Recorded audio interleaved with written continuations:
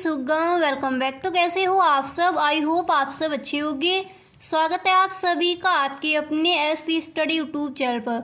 तो गाइस, आज हम लेके आए हैं केमिस्ट्री के इम्पोर्टेंट क्वेश्चन जो इस बार के बोर्ड एग्जाम में आ सकते हैं।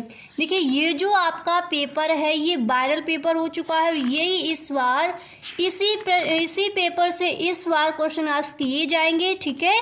तो देखिए, इस पेपर में जितने भी आपके इम्पोर्टेंट क्वेश्चन हैं, ये देखिए केमिस्ट्री का पेपर है और जितने भी आपके इम्पोर्टेंट क्वेश्चन हैं वो हम आज आपको बताने वाले हैं, ठीक है। तो देखिए, ये है आपका केमिस्ट्री का पेपर, ओके। तो सबसे पहले देखिए, मैंने यहाँ पर प्रश्न रखा है कि परावर्तनीय भट्टी का नामांकित चित्र दीजिए और संक्षेप में इसकी कार्यविधि का वर्णन कीजिए, ठीक है। ये आपका प्रश्न दिया गया है और ये प्रश्न इस बार के बोर्ड एग्जाम में आ सकता है, ठीक है। तो सबसे पहले आप हेडिंग डालोगे परावर्तनीय भट्टी, ओके। फिर इसके बाद इसकी आप कार्यविधि है वो यहाँ पर लिखोगे, ओके। जो इसका चित्र है देखिए वो मैंने यहाँ पर बना दिया है। यहाँ पर देखिए, ये है वायु और ये है यहाँ पर ईंधन, ठीक है। और ये एक चूल्हा बना हुआ है, ओके। ये है चूल्हा और ये है गर्म गैसें, यहाँ से ये चार्ज हो रहा है। ये व्यर्थ गैसें हैं जो बाहर निकल रही हैं। ये है एक चिमनी, ठीक है। ये चित्र आपको बनाना, थोड़ा बड़ा करके बनाना है, मैंने यहाँ पर थोड़ा छोटा सा कर दिया, ठीक है। तो सबसे पहले देखो, इसकी कार्यविधि आप किस तरह से लिखोगे परावर्तनीय भट्टी की, ओके। तो आप लिखोगे कि इस भट्टी में ईंधन अलग स्थान पर जलाया जाता है, ओके। फिर आप लिखोगे तथा गर्म किए जाने वाले अयस्क को, ओके, गर्म किए जाने वाले अयस्क को सीधे ज्वाला के संपर्क में नहीं आने देते हैं। यह केवल गर्म गैसों के संपर्क में आकर गर्म होता है, ओके। फिर इसके बाद आपको लिखना है कि इस प्रक्रम में गर्म किए जाने वाला पदार्थ भट्टी तल पर रखा जाता है और ईंधन अग्नि स्थान में जलाया जाता है, ठीक है। ये देखिए, आप चित्र देखिए, फिर इसकी कार्यविधि को पढ़िए, आपको समझ आ जाएगा, ओके। तल पर रखा जाता है और ईंधन अग्नि स्थान में जलाया जाता है।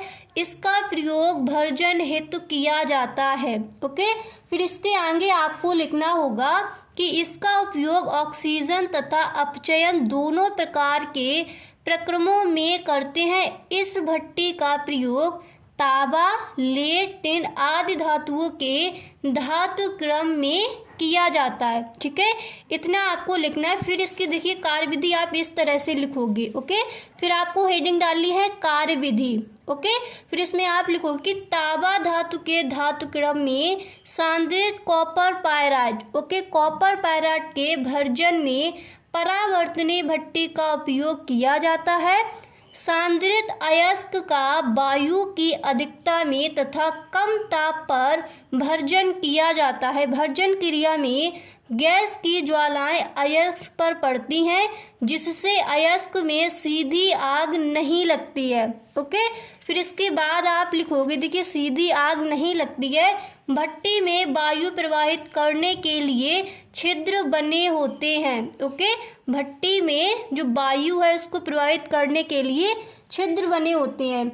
फिर आप इतना ब्लैक पेन से लिखोगे, इस प्रक्रम में निम्नलिखित परिवर्तन होते हैं, ठीक है। फिर इसके बाद आपको रिएक्शन देनी है।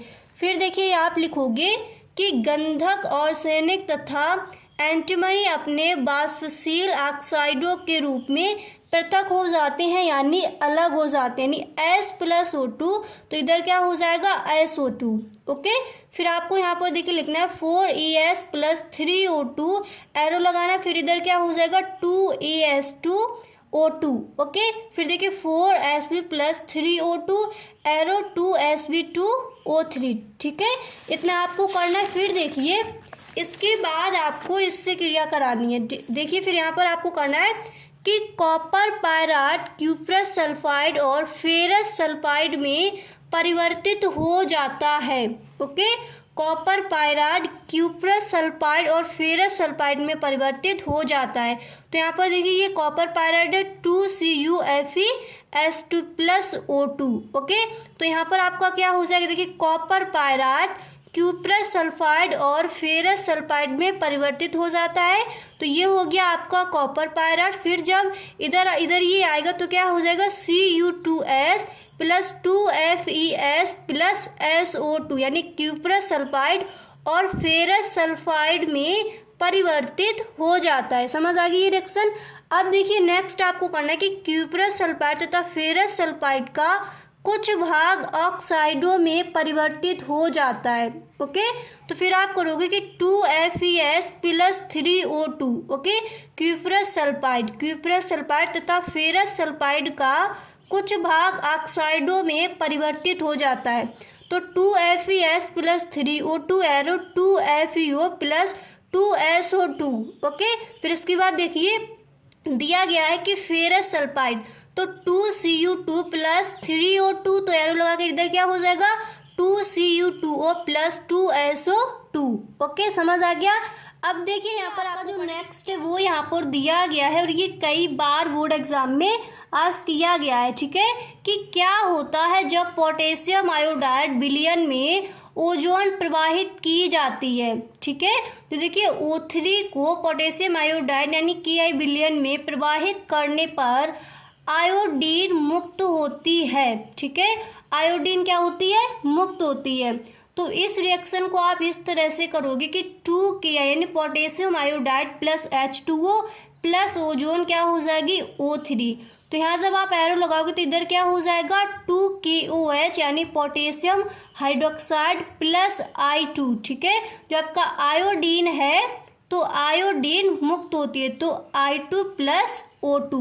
ओके, इस तरह से आपको ये करना है कि क्या होता है जब पोटेशियम आयोडाइड विलयन में ओजोन प्रवाहित की जाती है। अगर आप इतना नहीं लिखती हो और आपकी जो रिएक्शन है वो बिल्कुल सही है तो आपको फुल मार्क्स मिलती है। ठीक है, तो यहाँ पर मैंने यहाँ पर ये लिख दिया है कि O3 को पोटेशियम आयोडाइड विलयन में प्रवाहित करने पर मुक्त होती है। ठीक है, यानी O3 ओजोन को पोटेशियम आयोडाइड विलयन में प्रवाहित करने पर जो आयोडीन है वो मुक्त होती है। यहाँ पर देख लीजिए। ठीक है, अब देखिए जो आपका नेक्स्ट प्रश्न है और वो इस बार के बोर्ड एग्जाम में आ सकता है। तो देखिए मैंने नेक्स्ट प्रश्न यहाँ पर लिया है।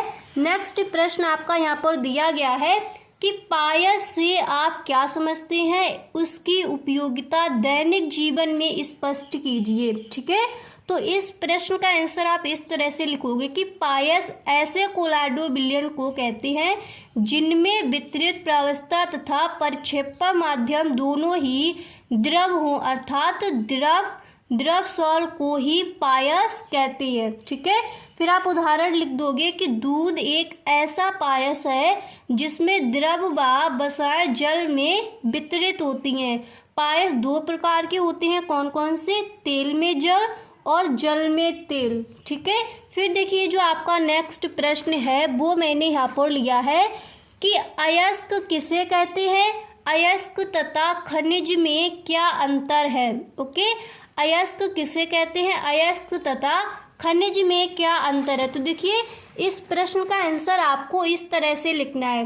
पहले आपको हेडिंग डाली है खनिज तथा अयस्क और फिर इसमें आपको लिखना है कि प्राकृतिक रूप से उपस्थित रासायनिक पदार्थ जिनके रूप में धातुएं अशुद्धियों के साथ भूप्रकृति में उपस्थित होती हैं खनिज कहलाते हैं।